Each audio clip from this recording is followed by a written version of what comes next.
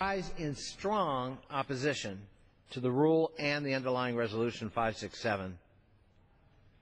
The majority's obsession with keeping Benghazi conspiracy theories front and center through the midterm elections, despite the fact that Republicans have held 10 congressional hearings already, 9 classified member briefings, 16 Intelligence Committee oversight events on the Benghazi attack.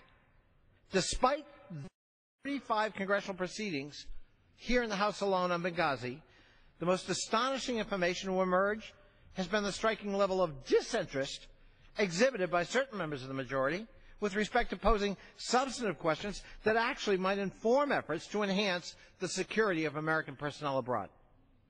In fact, the Independent Accountability Review Board of Admiral Mullen and Ambassador Pickering, two of the most respected civil servants in our lifetimes, as well as the report of the Republican majority-controlled House Armed Services Committee, have thoroughly vetted and debunked the outrageous and irresponsible Benghazi conspiracy theories that may make for good Republican fundraising, but disgracefully slander the service and dedication of public servants in the military and diplomatic corps.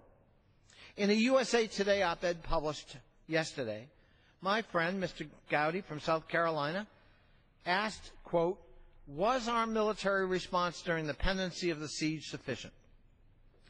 To save us all the time and resources that the Speaker now plans to spend, apparently, on his proposed partisan show panel, respectfully, I'd recommend that my colleagues pose that very question to the esteemed Republican chairman of the House Armed Services Committee, who stated last week, and I quote, "The Armed Services Committee has interviewed more than a dozen witnesses in the operational chain of command, yielding thousands of pages of transcripts, emails, and other documents. We have no evidence that the Department of State officials delayed the decision to deploy those resources available to the DoD to respond. With their one-sided partisan select committee, we will not further an investigation. We won't get at the truth my friend Ms. Ross Layton from Florida talked about. We will reveal nothing new. Rather, we will do our great nation a grave disservice in continuing to perpetuate myths and conspiracies that cloud a simple, painful truth. The attack on Benghazi was a tragedy perpetrated by jihadist terrorists, not by foreign diplomats, not by U.S. diplomats. There was no cover-up. There was no soft peddling of this act of terror, not by the President, not by the Secretary of State, not by the Secretary of Defense, nor our intelligence community. And to suggest otherwise is a great slander. I ask for additional time. I yield an additional minute to the gentleman. Instead, Republicans on the Oversight Committee remain obsessed with recycling tired and worn talking points in a cynical attempt to fire up the GOP base before the midterm elections this November. Unfortunately, the regression into crass demagoguery has real-world consequences, Mr. Speaker. Our country's diplomatic corps cannot operate effectively if we lock them in fortresses and prevent them from engaging in foreign nations because there might be a risk. The reality is that striking the right balance between necessary security and effective diplomacy is an inherently complex and daunting challenge for our Foreign Service every day, everywhere.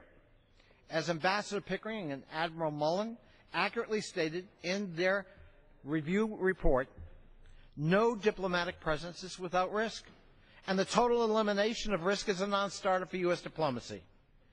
In closing, I would ask my colleagues on the other side of the aisle, why do they not trust the judgment of this Chamber's foremost military expert, the Chairman of the Armed Services Committee, who pronounced himself satisfied that where the troops were, how quickly all things happened, and how quickly it dissipated? I'd ask for 20 more seconds.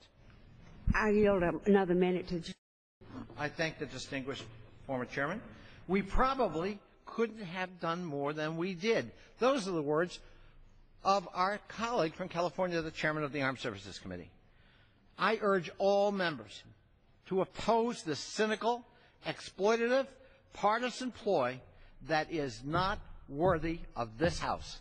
And I yield back my time to the distinguished lady.